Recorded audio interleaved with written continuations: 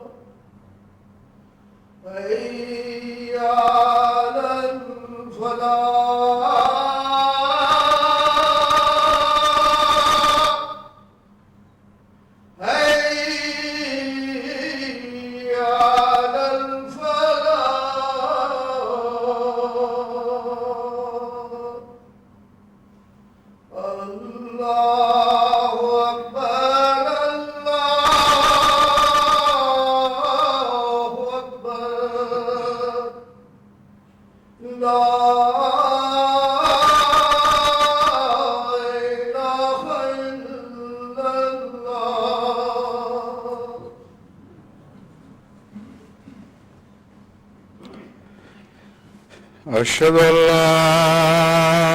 إله إلا الله وحده لا شريك له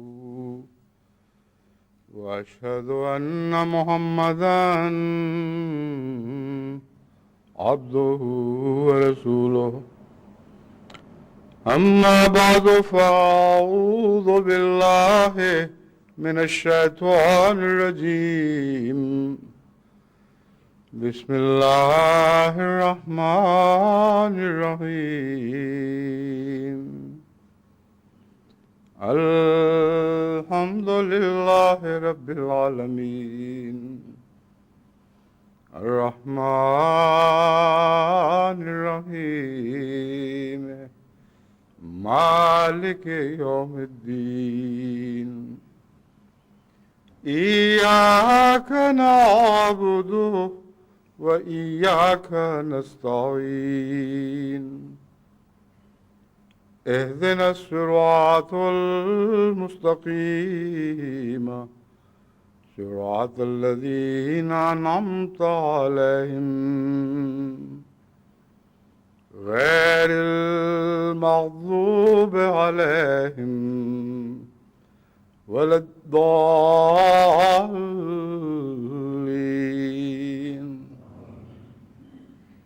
وترى الملائكة حافين من حول العرش يسبحون بحمد ربهم وقضي بينهم بالحق وقيل الحمد لله رب العالمين. اور تو اس دن ملائکہ کو دیکھے گا کہ وہ اپنے وہ من حول العرش یسبحون بحمد ربہم، وہ عرش کے چاروں طرف اس کے گرد خدا تعالیٰ کی تسبیح اور حمد یا اپنے رب کی تسبیح اور حمد بیان کر رہے ہوں گے۔ وَقُضِیَ بَیْنَہُم بِالْحَقِّ، اور جن کا فیصلہ کیا جانا ہے ان کے درمیان حق کے ساتھ فیصلہ کیا جائے گا۔ وقیل الحمد للہ رب العالمین، اور یہ کہا جائے گا کہ تمام تر تعریف رب العالمین ہی کی ہے، خالصتاً اسی کی ہے، ہر سچی تعریف، تمام تر تعریف تمام جہانوں کے رب کی ہے۔ اس آیت کریمہ میں بھی عرش کا ذکر ہے، اور اس سے پہلے جو میں نے گزشتہ خطبے میں آیت تلاوت کی تھی اور ایک اور آیت کا حوالہ دیا تھا، اس میں بھی عرش الہی کا ذکر ملتا ہے۔ لیکن کسی آیت کریمہ میں بھی یہ ذکر نہیں ملتا کہ فرشتوں نے عرش اٹھایا ہوا ہے، اور یہ خیال مفسرین کی وجہ سے یا بعض ایسی حدیثوں کی وجہ سے راہ پا گیا جو بہت بعد کے زمانے میں اکٹھی ہوئیں، اور ادنا سے غور سے بھی پتہ چل جاتا ہے کہ وہ وضعی احادیث ہیں، ان کا حضرت اقدس محمد رسول اللہ صلی اللہ علیہ وآلہ وسلم سے کوئی تعلق نہیں۔ ہر وہ حدیث جو خود آپس میں بھی متضاد ہو اور قرآن کے مضامین سے بھی ٹکراتی ہو، وہ آن حضرت صلی اللہ علیہ وآلہ وسلم کی طرف منسوب ہو ہی نہیں سکتی۔ اور پھر ہر وہ حدیث جس کی جڑیں گریک میتھولوجی میں ملتی ہوں، یعنی یونانی فلسفہ اور ان کے مصنوعی خداؤں کے تصور میں ملتی ہوں، صاف پتہ چلتا ہے کہ وہ تصور رفتہ رفتہ اسلام میں راہ پا گئے، اور بعض علماء نے اس تصور پر مبنی بعض لوگوں کی من گھڑت حدیثوں کو قبول کر لیا۔ اس سے زیادہ ان کی کوئی حیثیت نہیں۔ جو احادیث قطعی مثلا بخاری میں ملتی ہیں یا اور مستند کتب میں ہیں، ان میں ان باتوں کا اشارتاً بھی ذکر نہیں ملتا جو آخری زمانے کی ایسی احادیث میں، جو مثلا حدیث کی کتب میں ہی نہیں بلکہ وہ ایک تاریخ کی کتاب میں ملتی ہیں، جو 700 جس کا مصنف اس تاریخ کا 700 سال بعد پیدا ہوا ہے، یا تفسیر میں ملتی ہیں، ایسی تفسیر میں جو بہت بعد کے زمانے کے علماء کی تفسیریں ہیں، یا ایسی حدیثوں کی کتب میں ملتی ہیں جن کا مصنف یا مؤلف 400 سال بعد رسول اللہ صلی اللہ علیہ وسلم کے، کچھ 400 جمع کچھ سال کے بعد فوت ہوتا ہے، اور ایسی حدیثوں کی بھرمار پیچھے چھوڑ گیا ہے جو اسلام میں کثرت کے ساتھ فتنے کا موجب تو بن سکتی ہیں، نور کا پھیلانے کا موجب نہیں بنتی، کیونکہ وہ تمام احادیث اپنے اندر گواہی رکھتی ہیں کہ یہ من گھڑت باتیں ہیں، نہ قرآن سے ان کا تعلق ہے، نہ حضرت اقدس محمد رسول اللہ صلی اللہ علیہ وآلہ وسلم سے ان کا تعلق ہے۔ ان احادیث کے چند نمونے میں آپ کے سامنے رکھ کر پھر قرآن اور حدیث اور حضرت مسیح موعود علیہ السلام کی تشریحات کے حوالے سے اس مضمون کو مزید کھولوں گا۔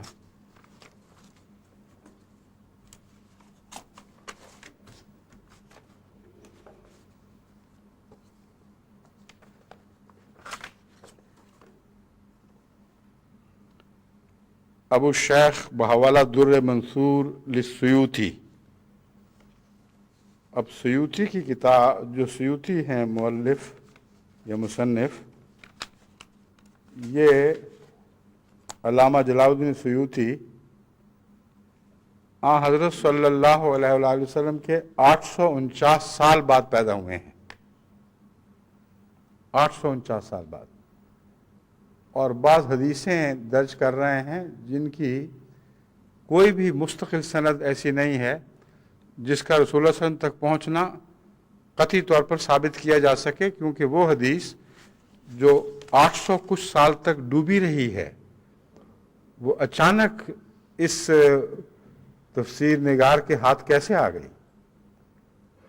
اور اس سارے عرصے میں بڑے بڑے عظیم محدثین گزرے، ان کو کانوں کان تک خبر نہ ہوئی کہ یہ حدیث بھی دنیا میں موجود ہے، اور انہی مصنفین نے اس قسم کی حدیثیں پیش کیں جن کا اعتماد ان کی احادیث کے مجموعے پر نظر ڈالنے سے، یک دفعہ نظر ڈالنے سے اٹھ جاتا ہے۔ کیونکہ ایسے ایسے لفظ، جنوں بھوتوں اور پریوں کے قصے، ایسی متضاد باتیں جو تاریخ سے متصادم، عقل سے متصادم اور اتنے واضح اپنے اندر تضاد رکھتی ہیں کہ آن حضرت صلی اللہ علیہ وآلہ وسلم سے پہلے کے ایسے واقعات جو مثلاً حضرت یحییٰ کے زمانے سے بھی 400-500 سال پہلے کے واقعات گزرے ہیں، ان کو حضرت یحییٰ کے زمانے میں دکھا رہے ہیں۔ غزے کے ایسے کھلے واضح تضادات ہیں کہ ایک محقق کا فرض تھا کہ دیکھتے ہی ایسی تمام حدیثوں کو اندرونی تضادات کی روح سے ہی رد کر دیتا، مگر اکثر ان بحثوں میں پڑے ہوئے ہیں کہ مرفوع ہے کہ نہیں۔ اب جو مصنوعی حدیثیں بناتا ہے وہ اس کو رسول اللہ صلی اللہ علیہ وسلم تک پہنچانے میں بھی تو ملکہ رکھتا ہوگا، اس کو مرفوع کر دینا تو اس کے لیے کوئی مشکل کام نہیں ہے، لیکن محض اصطلاح مرفوع ایسی ہاتھ لگ گئی ہے کہ ان لغویات پر اعتماد شروع کر دیا جو حضرت اقدس محمد رسول اللہ کی طرف منسوب کرنا آپ کی گستاخی ہے۔ قطعی طور پر وہ محمد رسول اللہ جو قرآن سے جلوہ گر ہوتے ہیں، قرآن سے اٹھتے ہیں، ان کی طرف وہ حدیثیں منسوب ہو ہی نہیں سکتی۔ میں چند مثالیں آپ کے سامنے رکھتا ہوں عرشی کے تعلق میں۔ دور منصور میں کہتے ہیں حضرت مکحول رضی اللہ لکھا ہوا لیکن تابعی ہیں، حضرت مکحول تابعی سے روایت ہے کہ رسول اللہ صلی اللہ علیہ وسلم نے فرمایا کہ عرش اٹھانے والے 4 فرشتے ہیں، ایک فرشتہ صورتوں کی سردار صورت پر ہے، یعنی انسان کی صورت پر، اور ایک فرشتہ درندوں کے سردار شیر کی صورت پر ہے، اور ایک فرشتہ 4 پایوں کے سردار بیل کی صورت پر ہے، اور وہ یوم الاجل یعنی بچڑے کے معبود بنائے جانے کے دن سے اس وقت تک سخت غصے کی حالت میں ہے کہ میں بیلوں میں سے ہوں اور ایک بچڑے کو معبود بنا لیا گیا، اس لیے میری سخت بے عزتی ہوئی ہے۔ اس وقت سے اس کا غصہ اتر نہیں رہا اس فرشتے کا۔ اور ایک فرشتہ پرندوں کے سردار باز کی شکل میں ہے۔ اب جس نے بھی دیو مالائی کہانیاں پڑھی ہوئی ہیں وہ فوراً سمجھ سکتا ہے کہ یہ نعوذ باللہ من ذالک رسول اللہ صلی اللہ علیہ وسلم کی حدیث ہو ہی نہیں سکتی، دیو مالائی کہانیوں کی پیداوار ہے، اس سے زیادہ اس کی کوئی بھی حقیقت نہیں۔ مگر محدثین نے بیچاروں نے یہ بحثیں اٹھائی ہوئی ہیں کہ یہ صحابی پر جا کے کھڑی ہوتی ہے یا تابعی پر جا کے کھڑی ہوتی ہے، اصطلاحاً اس کو مرفوع کہا جا سکتا ہے کہ نہیں، اور مرفوع کہہ کر وہ سمجھتے ہیں کہ حدیث قابل اعتماد ہو گئی۔ اب ایسی ہی ایک مرفوع حدیث عن ام سعد رضی اللہ تعالی عنہ، ام سعد سے روایت ہے رضی اللہ تعالی عنہ کہ میں نے نبی کریم صلی اللہ علیہ وسلم کو یہ فرماتے ہوئے سنا کہ عرش ایک ایسے فرشتے پر ہے، 4 فرشتے نہیں ہیں عرش پہ، ایک ہی فرشتے نے اٹھایا ہوا ہے، ایک ایسے فرشتے پر ہے جو موتی سے بنا ہوا ہے اور مرغ کی شکل پر ہے۔ اب چونکہ مرفوع بن گئی اس لیے مولوی انہی حدیثوں کو برواز بناتے اور عجیب و غریب کہاوتیں پھیلا کر اسلام کا تصور ہی بگاڑ دیتے ہیں۔ پھر فرمایا اس کے پاؤں زمین کی نرم تہ میں ہیں اور اس کے پر مشرق میں گردن عرش کے نیچے ہیں۔ اب بتائیے یہ کلام حضرت اقدس محمد رسول اللہ صلی اللہ علیہ وآلہ وسلم کو ہو سکتا ہے؟ کوئی انسان جس کی سیرت محمد رسول اللہ پر نظر ہو، جس نے صحیح بخاری اور دوسری صحاح کتب کا مطالعہ کیا ہو اور آن حضرت صلی اللہ علیہ وآلہ وسلم کی اس پاک سیرت پر نظر ہو جو قرآن پیش کرتا ہے، وہ ایک لہجہ کے لیے بھی اس کو مان نہیں سکتا۔ اس سے بڑی گستاخی آن حضور صلی اللہ علیہ وآلہ وسلم کی ممکن ہی نہیں ہے کہ اس قسم کی لغویات کو آپ کی طرف منسوب کیا جائے۔ اور ایک اور مرفوع حدیث جو اس کو محققین کہتے ہیں یہ مرفوع ہے، عن ابن عباس، حضرت ابن عباس سے روایت ہے۔ حضرت ابن عباس پر جو سب سے زیادہ ظلم کیا گیا ہے وہ ان لوگوں کی طرف سے کیا گیا ہے جنہوں نے آپ کا نام بیچنے کے لیے بزی حدیثیں آپ کی طرف منسوب کر دیں۔ روایت کیا ہے؟ عرش اٹھانے والوں میں سے ہر ایک کے کندھے اور اس کے پاؤں کے تلوے کے درمیان 500 سال کی مسافت ہے۔ جن فرشتوں نے عرش اٹھایا ہوا ہے ان کے کندھوں اور ان کے پاؤں کے درمیان 500 سال کی مسافت ہے۔ ابن عباس رضی اللہ تعالی عنہ نے مزید ذکر کیا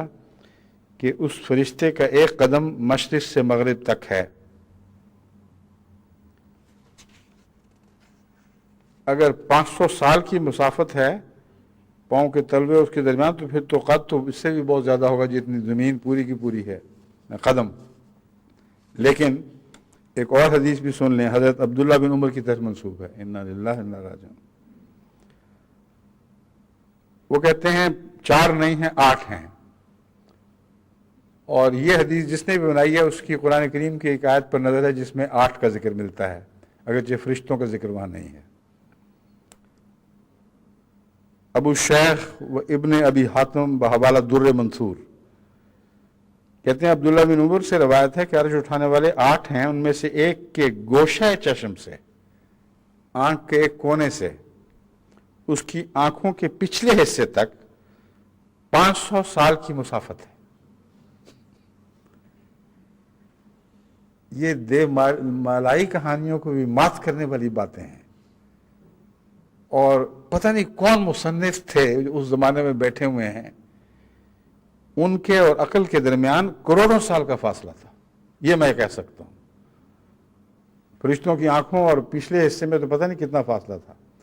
مگر ان وضع کرنے والوں اور ان کی اور عقل کے درمیان کروڑہا سال میل کا فاصلہ ہوگا، یا کروڑہا لائٹ ایئرز کا فاصلہ قرار دیا جائے تو مبالغہ نہ ہوگا۔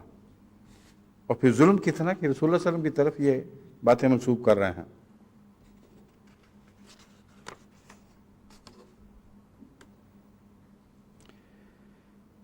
ایک حدیث جابر رضی اللہ عنہ کی طرف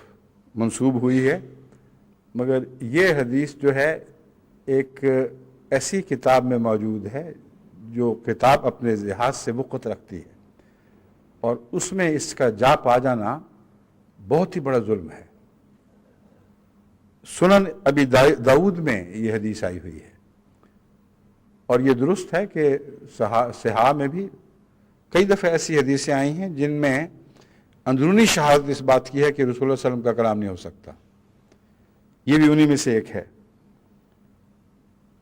حضرت جابر کی روایت بیان کی گئی ہے کہ آپ نے فرمایا کہ رسول اللہ صلی اللہ علیہ وسلم نے فرمایا مجھے اذن ملا ہے کہ میں عرش اٹھانے والے اللہ تعالیٰ کے فرشتوں میں سے ایک فرشتے کے بارے میں کچھ بتاؤں، جس کے کانوں کی لو سے اس کے کندھوں تک 700 سال کی مسافت ہے۔ اب فرشتوں کا سارا تصور ہی مکانی مادی تصور اور ایسا عجیب و غریب تصور جو آپ کو یونانی دیومالائی کہانیوں میں بھی نہیں ملے گا، ان کا تصور بھی اس کے مقابلے پر بہت محدود ہے۔ یعنی لو سے لے کر کندھے تک 700 سال کی مسافت ہے۔ یہ ان لوگوں نے بنائی ہیں حدیثیں جنہوں نے عرش کو اونچا کرنے کی کوشش کی ہے۔ وہ کہتے ہیں عرش الہی تو پھر بہت ہی اونچا ہوگا، جن فرشتوں نے اٹھایا ہوا ہے ان کا بھی تو قد کافی ہونا چاہیے۔ یہ اس تصور کی پیداوار حدیثیں ہیں، بالکل واضح طور پر ہیں۔ اس سے تو غالب بہتر نکلا، اس نے تو یہ کہا ہے صرف کہ منظر ایک بلندی پر اور ہم بنا سکتے، عرش سے پرے ہوتا کاش کے مکان اپنا۔ وہ یہ تو کہتا ہے کہ ہمارا بنا ہوا منظر ہے، لیکن یہ ظلم کہ حضرت محمد رسول اللہ صلی اللہ علیہ وآلہ وسلم کی طرف جن پر ایسی بین کتاب اتری ہے کہ اس کی کوئی مثال الہی کتابوں میں دکھائی نہیں دیتی۔ قرآن میں پڑھ کے دیکھیں کہیں اس قسم کی واہیات باتیں اشارتاً بھی موجود ہیں، لیکن باقی کتب میں بعد میں انسان نے کچھ کتابیں باتیں داخل کر دیں، مگر اللہ تعالیٰ نے قرآن کی حفاظت فرما کر ہمیشہ کے لیے انسانیت کو فتنوں سے بچا لیا ہے۔ جو بھی حدیث منسوب ہو اور قرآن کے تصورات سے ٹکراتی ہو، قرآن کی طرز بیان سے ٹکراتی ہو، قرآن میں مذکور حضرت محمد رسول اللہ صلی اللہ علیہ وآلہ وسلم کی شخصیت اور آپ کی ذات سے ٹکراتی ہو، وہ رد کرنے کے لائق ہے، ہرگز وہ محمد رسول اللہ کا کلام نہیں ہو سکتا۔ اب یہ حدیث جو ہے عبد بن حمید، یہ بھی دور منشور ہی کا کارنامہ ہے، اور ایک صحابی کی طرف مرفوع، صحابی کے معرفت رسول اللہ صلی اللہ علیہ وسلم تک مرفوع کی گئی ہے۔ حضرت میسرہ سے روایت ہے کہ عرش اٹھانے والوں کے پاؤں زمین کی تہہ میں ہیں اور ان کے سر عرش کو پھاڑ کر نکلے ہوئے ہیں، یعنی نعوذ باللہ من ذالک، خدا جہاں جسمانی طور پر بیٹھا ہوا ہے اس کی پیٹھ تخت سے نہیں لگ رہی، کیونکہ جو اٹھانے والے ہیں وہ اتنے لمبے تھے کہ پاؤں زمین کی تہہ میں لیکن قد عرش کو پھاڑ کر اوپر نکلے ہوئے ہیں، اور انتہائی خشوع کی حالت میں ہیں، اپنی آنکھیں اوپر نہیں اٹھاتے۔ ساتویں آسمان والوں سے وہ سخت خوف میں ہیں، اور ساتویں آسمان والے اپنے سے نچلے آسمان والوں سے شدید خوف میں ہیں، اور وہ اپنے سے نیچے آسمان والوں سے شدید خوف میں ہیں۔ اوپر والوں کا خوف کوئی نہیں، نچلوں کا ہی خوف ہے صرف۔ اور یہ عجیب بات ہے کہ ساتویں آسمان کے اوپر عرش ہے، اس پر ان کو بٹھایا اور عرش سے اوپر سر نکال دیے۔ یہ اس رسول کی طرف منسوب ہوا ہے جس کے متعلق قرآن گواہی دیتا ہے کہ آپ کے معراج کے ارتقائی سفر میں، جو آپ کی روحانیت کا سفر تھا، اس میں عرش سے پہلے آپ رک گئے ہیں اور آگے کسی کو مجال نہیں ہے۔ وہ عرش یعنی مانوی عرش جو تنزیہی عرش ہے، اس کا ذکر حضرت مسیح موعود علیہ السلام کے حوالوں سے میں کروں گا تو پھر آپ کو سمجھ آئے گی کہ خدا سے نور یافتہ انسان، خدا سے تائید یافتہ مہدی کیا چیز ہے، اور یہ علماء جو جن من گھڑت قصوں کے پیچھے لگے ہوئے ہیں ان کی کیا حیثیت ہے۔ وہ کہتے ہیں وہ خوف میں ہیں اور سارے اپنے نچلے والوں سے ڈر رہے ہیں بڑا سخت، اور عرش پھاڑ کے اس کے بیچارے کو تو رہنے کچھ نہیں دیا، عرش کو تو پارا پارا کر دیا انہوں نے۔ کسی چیز کو پتلی تختی ہو یا کاغذ ہو، کیلوں کے اوپر یوں گاڑ دیں جیسا کیل باہر نکلاتے ہیں، کہتے ہیں اس طرح ان فرشتوں کے سر عرش سے باہر آئے ہوئے ہیں۔ اور در منشور ہی کا ایک اور کمال یہ ہے کہ رسول اللہ صلی اللہ علیہ وآلہ وسلم باہر تشریف لائے، صحابہ ذکر کی مجلس میں تھے،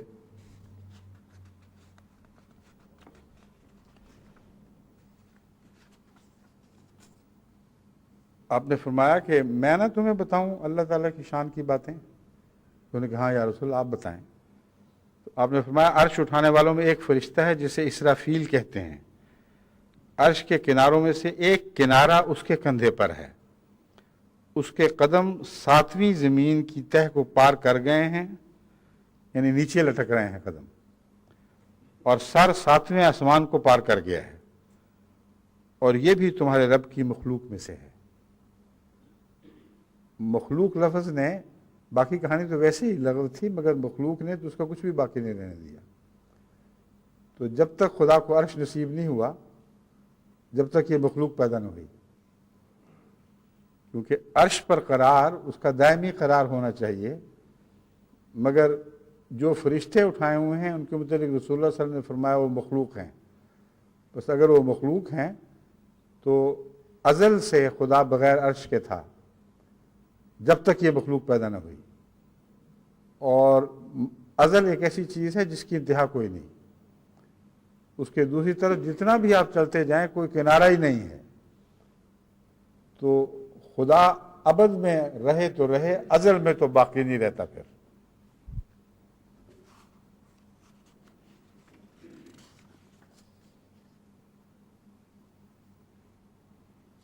قضی کہ یہ وہ تصور عرش ہے جو ان کے تصورات کی انتہائی چھلانگ ہے۔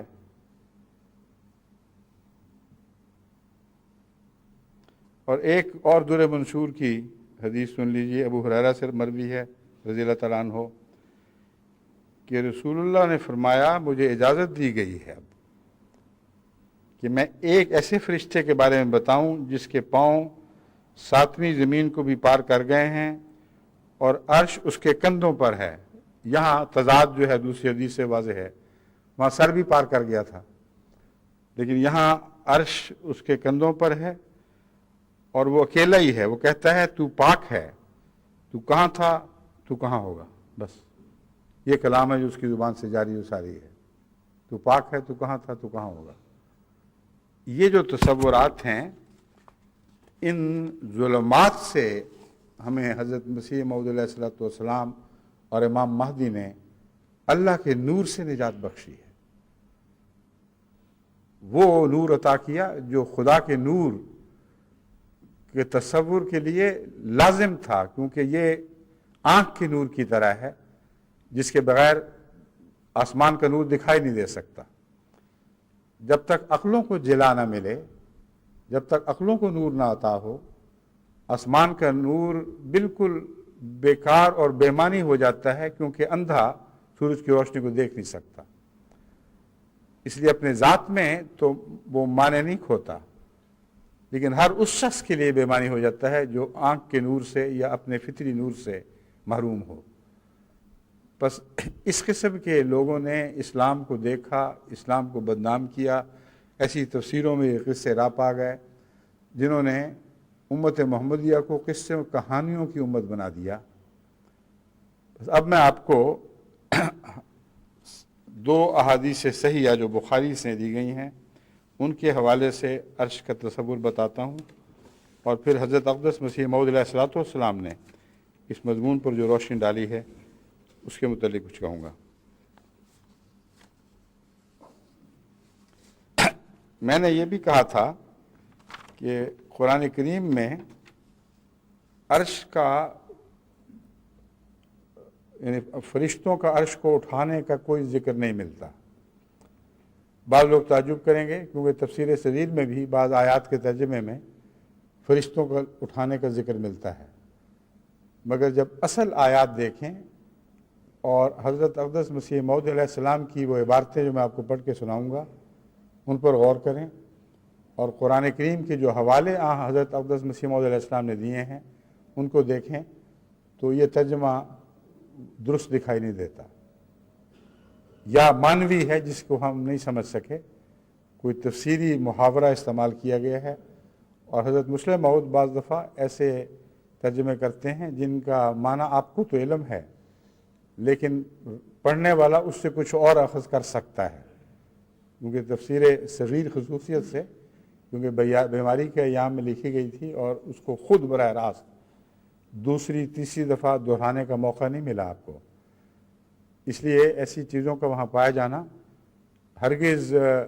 بعید از قیاس نہیں. لیکن حضرت مسلم موعود کا ایک مقام ہے اور حضرت مسیح موعود علیہ السلام کا ایک مقام ہے، اور حضرت صلی اللہ علیہ وآلہ وسلم کا ایک مقام ہے، اور قرآن کا ایک مقام ہے.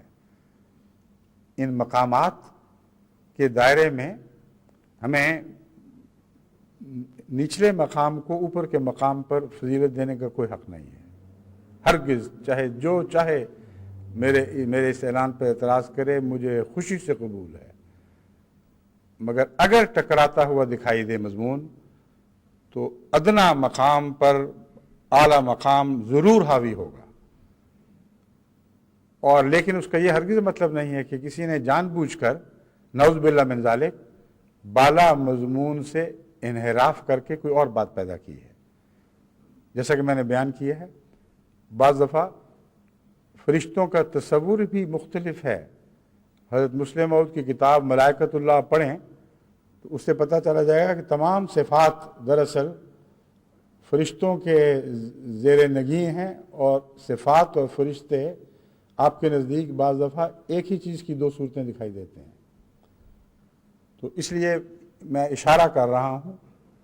کہ وہاں تضاد دور کرنے کے لیے ایک ہی راہ ہے کہ ہم یہ سمجھیں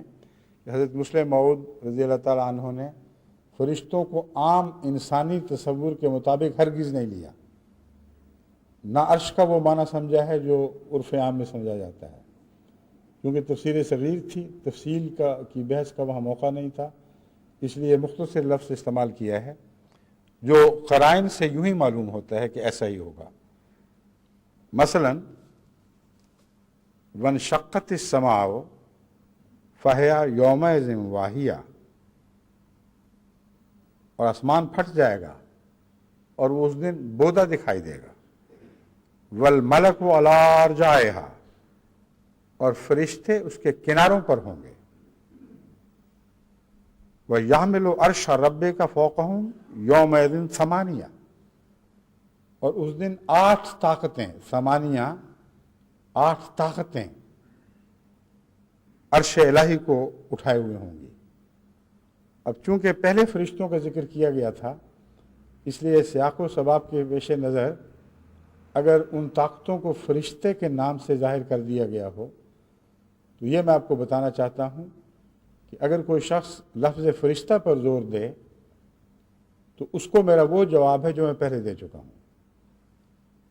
اگر کوئی یہ کہے کہ حضرت مسلم موعود اور دوسرے مضامین میں تضاد ہے تو اصل اس کو جواب یہ ہے کہ تضاد نہیں، تم سمجھ نہیں سکے۔ حضرت مسلم موعود کی نظر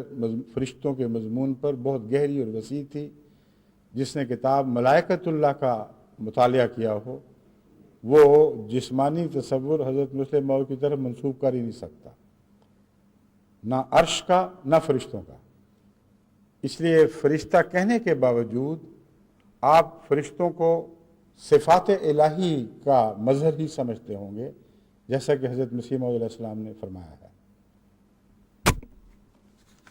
یہ میں اس لیے بہت کھل کر تفصیل بیان کر رہا ہوں کہ بعض نیم پڑھے ہوئے لوگوں کا یہ طریق ہے کہ ساری بات پر نظر ہوتی نہیں، ایک بات کہیں اور دکھائی دے دی اور اعتراض شروع کر دی اور خطوط کی بھرمار شروع کر دی، آپ نے تو یہ کہا ہے، مسلم موعود نے تو وہ کہا ہے، تو بعد میں جو میں جواب دہیاں کرتا ہوں میں ابھی سے کھول دیتا ہوں بات کہ مجھے پتہ ہے کیا کہا ہے، مگر میں اس کا یہ مفہوم سمجھتا ہوں۔ اگر آپ اس کا دوسرا مفہوم سمجھتے ہیں، آپ کے مفہوم کو میں رد کرتا ہوں، کیونکہ قرآن اور حدیث اور کلام الہی کا انداز اس حقیقت کو رد کر رہا ہے، اور کلام الہی میں واضح قطعی طور پر کسی فرشتے کا آسمان کو، عرش کو اٹھانے کا کوئی ذکر نہیں ہے۔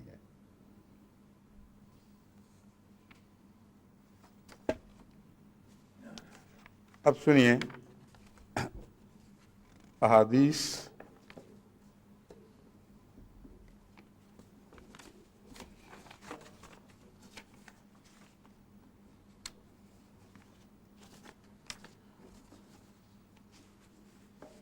صحیح بخاری میں حضرت ابو ہریرہ رضی اللہ تعالیٰ عنہ سے روایت ہے، ان نبی صلی اللہ علیہ وسلم ان یمین اللہ اس کا ملائک آگے وہ نہیں دی ہوئی، اعراب نہیں ہے، میں اس کا ترجمہ ہی پڑھ دیتا ہوں۔ لا یغیضھا نفقۃ، آیا ہے شاید لفظ ملا، اچھا ٹھیک ہے، لام پہ وہ جزم ہے، ٹھیک۔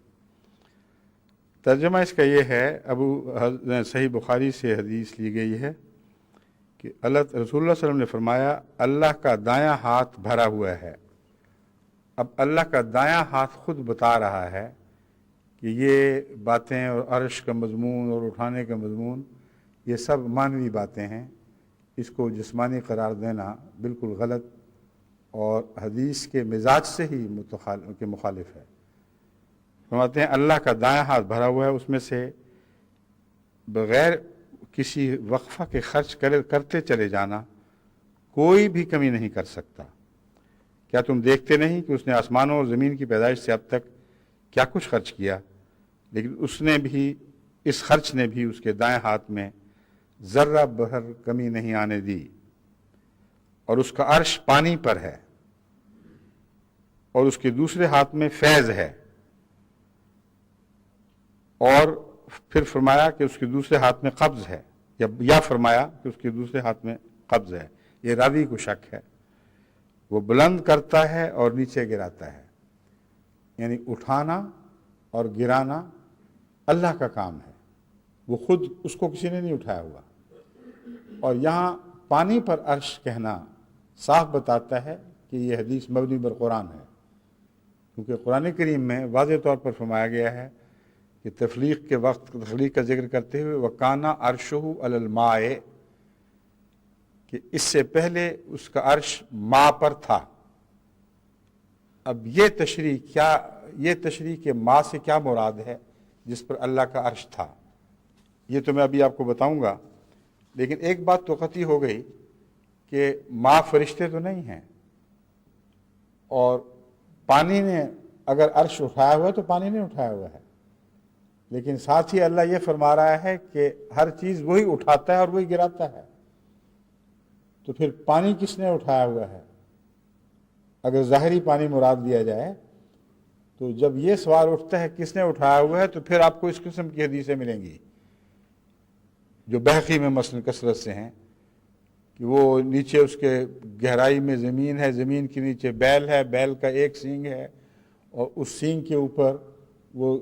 زمین کو اٹھائے ہوئے ہے، اس کے اوپر عرش الہی، پھر اس کے اوپر خدا تعالیٰ، اور جب وہ سینگ بدلتا ہے تو زلزلہ آ جاتا ہے۔ وہ لوگ جو کہانی پرست ہوتے ہیں، جو ظاہر پرست ہیں، وہ مفہوم سمجھنے کی بجائے ظواہر کو پکڑ بیٹھتے ہیں اور اس سے مفاہیم کا حلیہ بگاڑ کے رکھ دیتے ہیں۔ بس سب سے پہلے تو نظر اس بات پہ ہونی چاہیے تھی کہ دایاں ہاتھ، اگر پانی سے مراد ظاہری پانی ہے تو پھر دایاں ہاتھ سے مراد دایاں ہاتھ ہی لینا پڑے گا، اور جس اللہ کا بدن ہو گیا، اس کا دایاں ہاتھ ہو گیا، اس کا بایاں ہاتھ ہو گیا، اس کا وجود ہی جاتا رہا، وہ بھی قصہ اور پانی بھی قصہ۔ مگر بخاری کی حدیث دیکھیں نا کیسی نور پر مبنی حدیث ہے، بالکل واضح اور قطعی، اور قرآن سے کے مزاج کے مطابق ہے۔ پھر حضرت ابن عباس سے بخاری میں مروی ہے کہ حضرت صلی اللہ علیہ وسلم غم اور پریشانی کے وقت ان الفاظ میں دعا کیا کرتے تھے: اللہ کے سوا کوئی معبود نہیں جو عظمت والا اور بردبار ہے، اللہ کے سوا کوئی عبادت کے لائق نہیں جو عظمت والے عرش کا رب ہے، اللہ کے سوا کوئی معبود نہیں جو آسمانوں اور بزرگی والے عرش کا رب ہے۔ اب میں آپ کو حضرت اقدس مسیح موعود علیہ السلام کے حوالوں سے سمجھاتا ہوں کہ یہ اصطلاح کیا معنی رکھتی ہے، اور اللہ کے نور سے دیکھنے والے امام زمانہ نے ہمیں کیا بتایا کہ عرش کیا ہوتا ہے۔ حضرت مسیح موعود علیہ السلام فرماتے ہیں عرش کا کلمہ خدا تعالیٰ کی عظمت کے لیے آتا ہے، کیونکہ وہ سب اونچوں سے زیادہ اونچا اور جلال رکھتا ہے، یہ نہیں کہ وہ کسی انسان کی طرح کسی تخت کا محتاج ہے۔ خود قرآن میں ہے کہ ہر ایک چیز کو اس نے تھاما ہوا ہے، اور وہ قیوم ہے جس کو کسی چیز کا سہارا نہیں ہے۔ بس ہر وہ مذمومہ حدیث جو قرآن کریم میں صفات باری تعالیٰ سے ٹکراتی دکھائی دے، وہ کسی قیمت پر بھی حضرت صلی اللہ علیہ وآلہ وسلم کا کلام نہیں ہو سکتا۔ جو اس کو کہے گا وہ گستاخی کا موجب ہوگا۔ پھر حضرت مسیح علیہ السلام فرماتے ہیں، یہ پہلا تھا استفتاء صفحہ 8-9، اب چشمہ معرفت صفحہ 110-111۔ تمہارا خدا وہ خدا ہے جس نے 6 دن میں آسمانوں اور زمین کو پیدا کیا اور پھر عرش پر قرار پکڑا، یعنی اول اس نے اس دنیا کے تمام اجرام سماوی اور ارضی کو پیدا کیا اور 6 دن میں سب کو بنایا۔ 6 دن سے مراد ایک بڑا زمانہ ہے، اور پھر عرش پر قرار پکڑا یعنی تنزہ کے مقام کو اختیار کیا۔ یاد رہے کہ استوا کے لفظ کا جب اعلیٰ صلہ آتا ہے تو اس کے یہ معنی ہوتے ہیں کہ ایک چیز کا اس مکان پر قرار پکڑنا جو اس کے مناسب حال ہو، جیسا کہ قرآن شریف میں بھی آیت ہے وَاسْتَوَتْ عَلَى الْجُودِيِّ، یعنی حضرت نوح کی کشتی نے پھر جودی پر قرار پکڑا،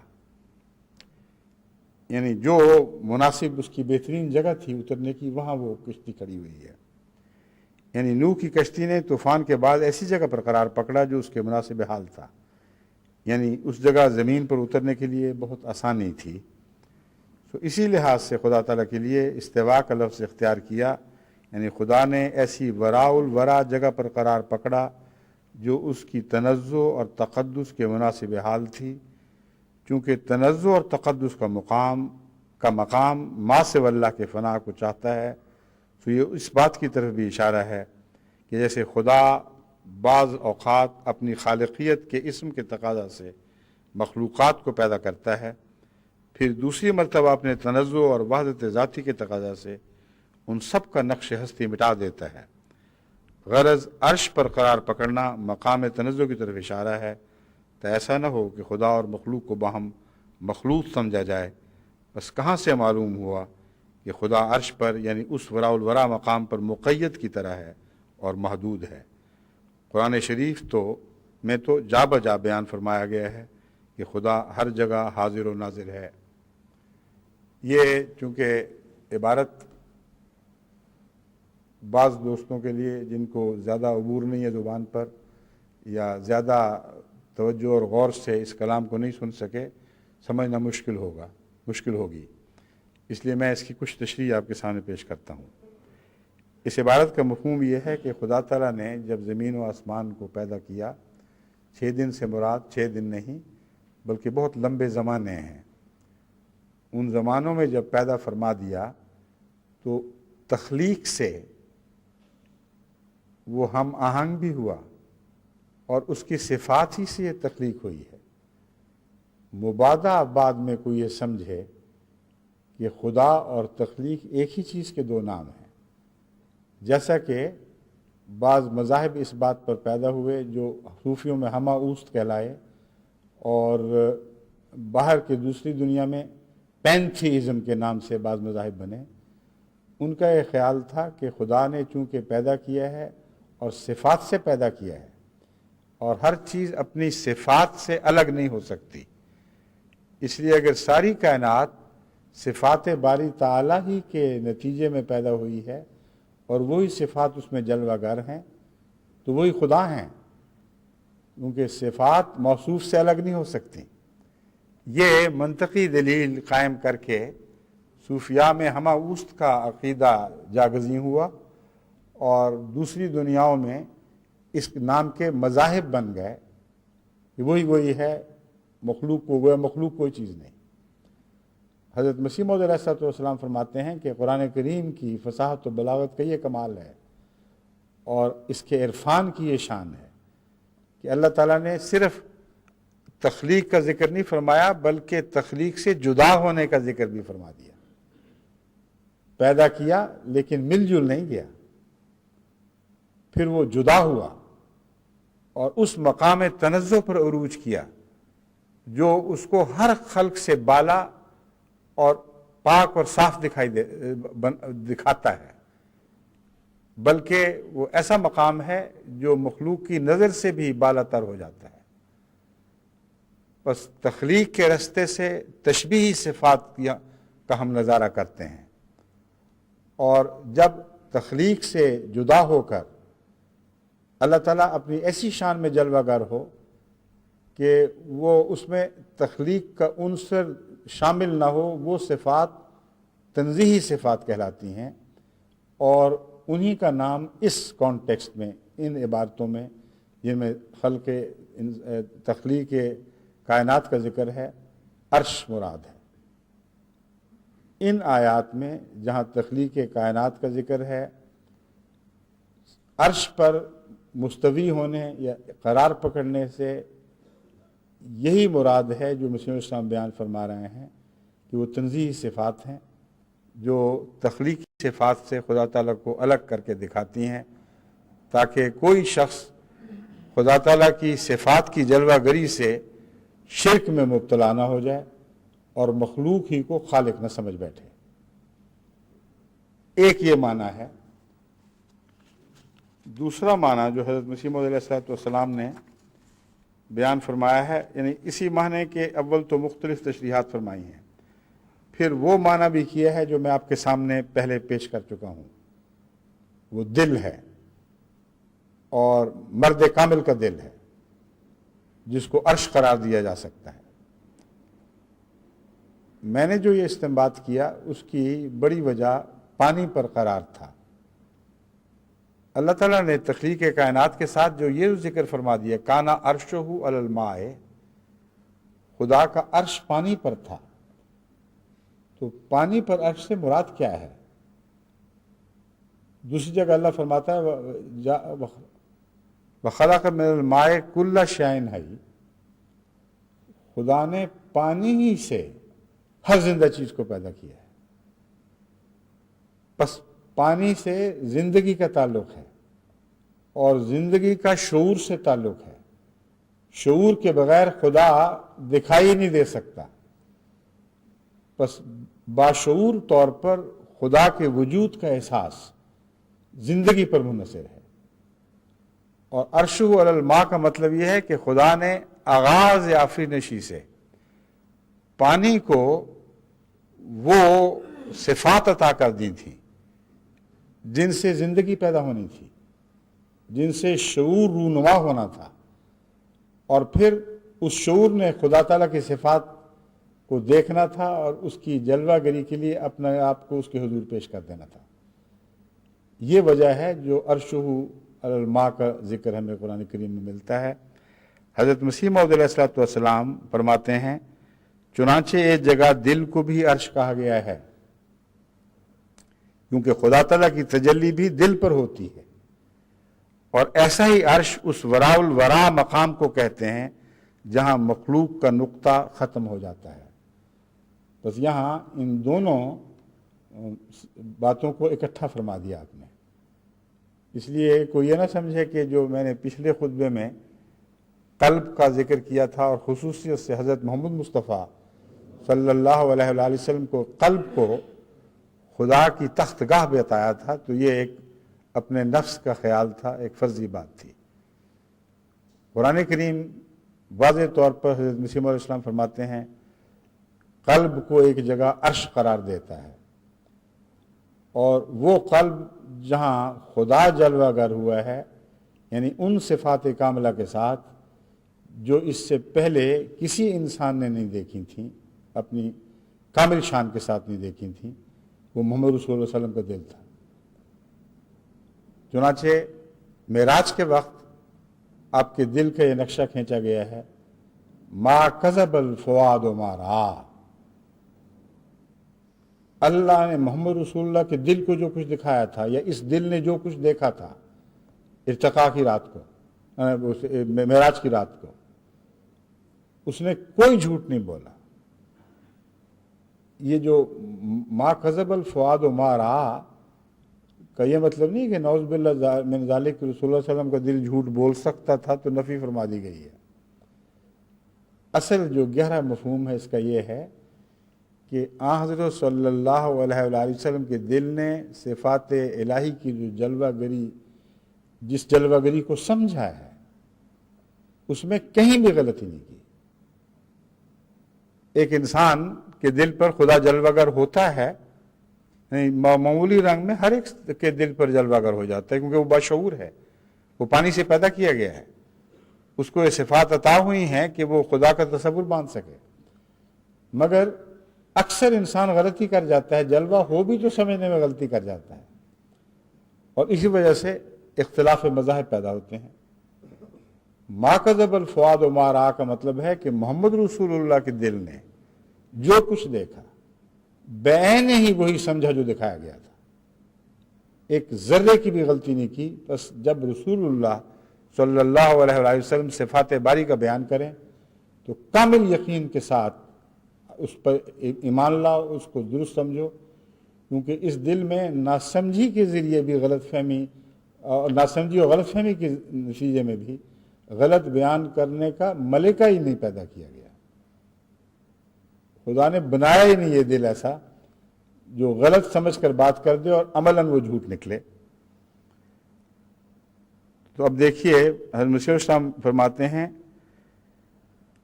یہ وہ وراء الورا مقام ہے جہاں مخلوق کا نقطہ ختم ہو جاتا ہے۔ بس آن حضرت صلی اللہ علیہ وآلہ وسلم کا معراج بھی وہاں تک ہوا تھا جہاں مخلوق کا نقطہ ختم ہو جاتا ہے۔ اور اس سے پرے خدا کی تنزیہی صفات تھیں. اس سے ورے اگر کوئی عرش تھا جس نے خدا کی صفات کو اٹھایا ہوا تھا تو حضرت محمد صلی اللہ علیہ وسلم تھے. فرشتوں کا کہاں ذکر ملتا ہے وہاں؟ نہ قرآن میں نہ حدیث میں.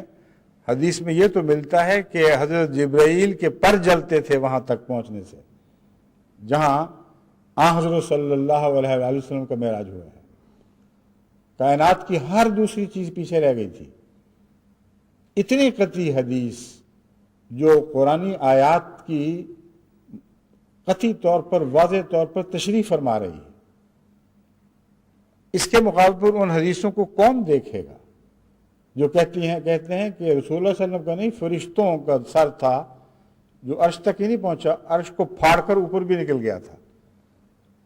اس تنزیہی مقام میں داخل ہو گیا جہاں خدا کے سوا کچھ بھی نہیں تھا. پھر حضرت مسیح علیہ السلام فرماتے ہیں اہل علم بات کو جانتے ہیں، اس بات کو جانتے ہیں کہ ایک تو تشبیہ ہوتی ہے اور ایک تنزیہ ہوتی ہے.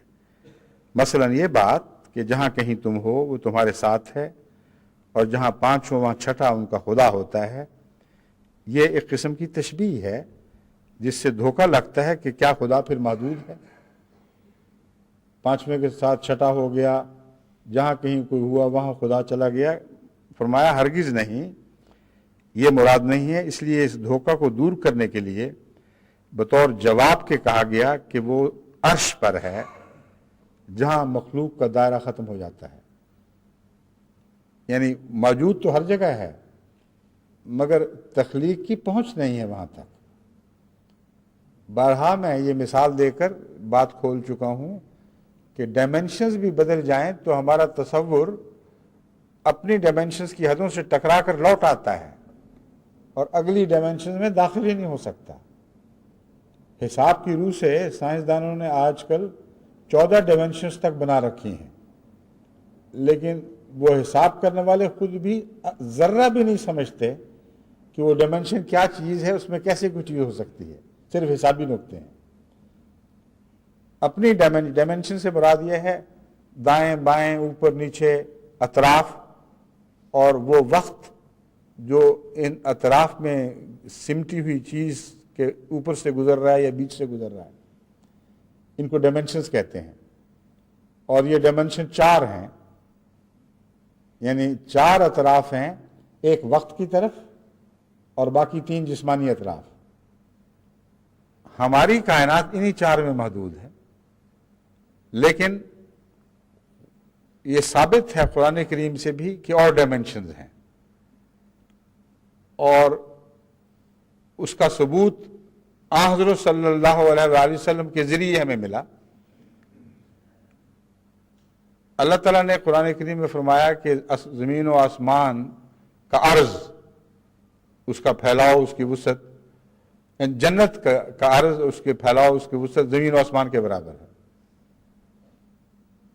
اب صحابہ تو یہی سمجھے کہ یہ ڈائمنشنز جو ہماری ہیں ان میں باتیں ہو رہی ہیں. اگر یہ ان کا سمجھنا درست ہوتا تو جہنم کے لیے کوئی جگہ باقی نہیں بچتی، کیونکہ ایک ہی ڈائمنشن میں، ایک ہی طول و عرض اور وقت میں ایک سے زیادہ چیزیں ایسی نہیں سما سکتی جو ایک دوسرے کی نفی کرتی ہو، یا یہ ہوگی یا وہ ہوگی. مثلا ایک بوتل میں جتنا پانی آتا ہے اتنا ہی آئے گا، اس بوتل میں اتنا پانی، اتنا شہد، اتنا شربت، اتنا کوکا کولا اکٹھا تو نہیں آپ بھر سکتے. یہ مراد ہے ڈائمنشن سے. تو صحابہ یہ سمجھے کہ حضرت صلی اللہ علیہ وآلہ وسلم قرآن کریم کی اس آیت کو، جس میں فرمایا گیا ہے کہ زمین و آسمان کے برابر جنت کی ڈائمنشنز ہیں، شاید نظر انداز فرما رہے ہیں. کیونکہ اگر یہ درست ہے تو جہنم کہاں ہوگی پھر؟ یہی سوال انہوں نے کیا. رسول اللہ صلی اللہ علیہ وسلم نے جواب دیا کہ جہنم بھی وہیں ہوگی، مگر تم اس کا شعور ہی نہیں رکھتے، یعنی تمہیں پتہ ہی نہیں کہ ڈائمنشنز ہوتی کیا چیز ہیں. اگر ڈائمنشنز بدل جائیں تو اسی ظاہری جگہ میں جہاں ایک بوتل پانی آتا ہے، اگر ڈائمنشنز بدل جائیں تو اسی ظاہری جگہ میں ایک ریڈیائی طاقت بھی تو موجود ہو سکتی ہے، لہروں کی مختلف شکلیں بھی تو موجود ہو سکتی ہیں، حالانکہ ان کی بھی ڈائمنشن یہی ہے، اس کے باوجود اپنی لطافت کی وجہ سے وہ اس جگہ کو بھر سکتی ہیں جو پہلے ہی بھری ہوئی دکھائی دے رہی ہے اور اس سے بے تعلق بھی ہوں گی۔ چنانچہ ایک بوتل جو پانی سے بھری ہوئی ہو، اس میں اتنی قسم کی ریڈیائی لہریں اور ایکس رے لہریں اور کئی قسم کی اور لہریں اور مائکرو ویوز اور دوسری موجود ہیں کہ ان کا شمار آپ نہیں کر سکتے۔ ان میں سے ہر ایک پیغام رکھتی ہے، ایک تصویر رکھتی ہے، ایک آواز رکھتی ہے، ایک اپنا انداز رکھتی ہے۔ تو یہ جو مضمون تھا، یہ اللہ تعالیٰ نے حضرت محمد رسول اللہ صلی اللہ علیہ وسلم کو سمجھایا۔ پس اس مضمون کے پیش نظر حضرت مسیح موعود علیہ السلام کا یہ کلام آپ آسانی سے سمجھ سکتے ہیں۔ فرماتے ہیں یہ ڈائمنشنز کی بات ہے، یعنی یہ کہہ رہے ہیں حضرت مسیح موعود علیہ السلام کہ اللہ وہاں ہونے کے باوجود وہاں نہیں ہے، کیونکہ اپنی تشبیہی صفات میں وہاں ہے، اور تنزیہی صفات کو چونکہ تشبیہی صفات چھو بھی نہیں سکتی، اس لیے وہاں ہوتے ہوئے بھی وہاں نہیں ہے۔ اس مضمون کو سمجھنا ہو تو قرآن کریم کی وہ آیات دیکھیں جہاں اللہ تعالیٰ فرماتا ہے وہ قریب ہے، قریب تر ہے، شاہ رگ سے، جان کی زندگی کے رگ سے بھی قریب تر ہے اور بعید تر ہے۔ اس سے زیادہ لطیف کوئی چیز نہیں، اس سے زیادہ حاضر کوئی چیز نہیں۔ وہ ظاہر بھی ہے، وہ باطن بھی ہے، وہ حاضر بھی ہے، وہ غیب بھی ہے۔ تو یہ متضاد باتیں ڈائمنشنز کے بدلنے کے نتیجے میں ہی صحیح دل ہو سکتی ہیں، ورنہ نہیں۔ بس ہر جگہ ہو اور اندھوں اور بدنصیبوں سے دور تر بھی ہو۔ ان باتوں کو اس طرح آپ سمجھیں تو پھر آپ کو عرش الہی کا مضمون سمجھ آئے گا۔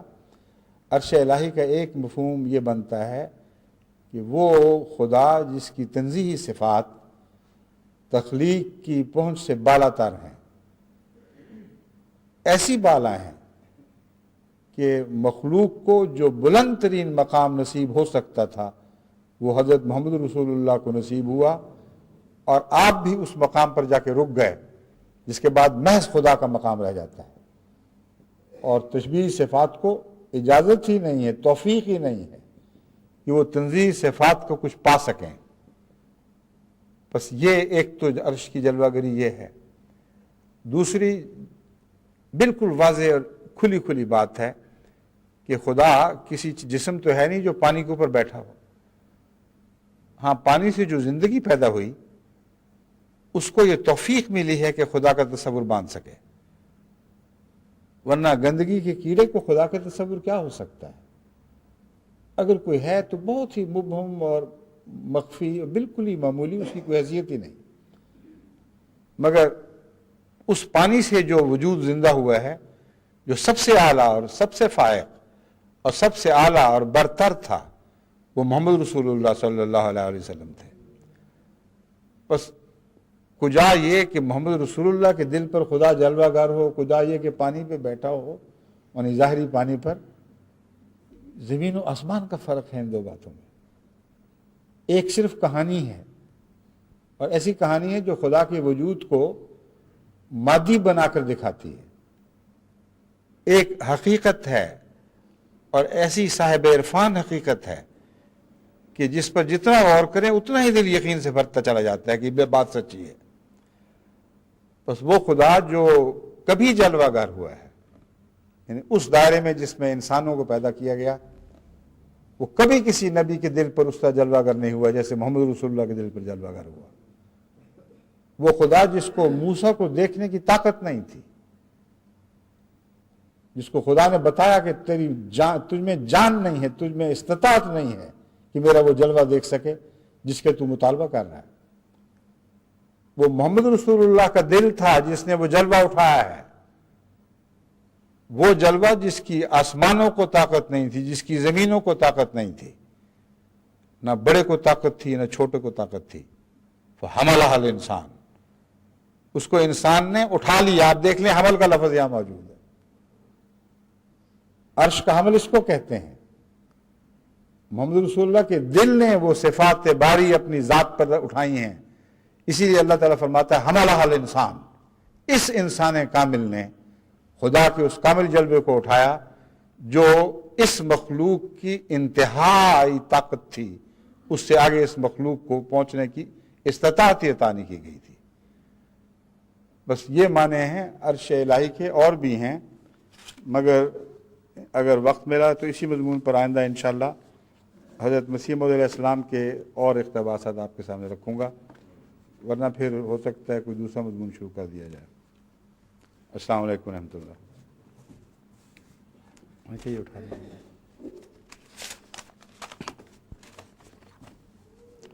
وہ خلقنا نہیں تھا، وہ جالنا من الماء کل شیء حی،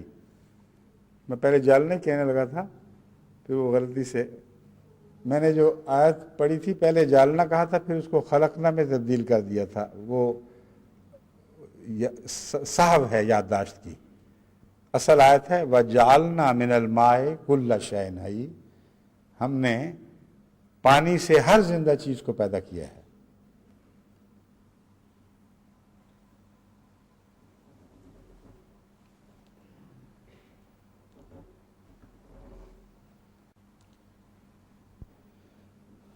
الحمد للہ نحمدہ ونستعینہ ونستغفرہ ونؤمن بہ ونتوکل علیہ ونعوذ باللہ من شرور انفسنا ومن سیئات اعمالنا من یہدہ اللہ فلا مضل له ومن یضللہ فلا ہادی لہ ونشهد أن لا إله إلا الله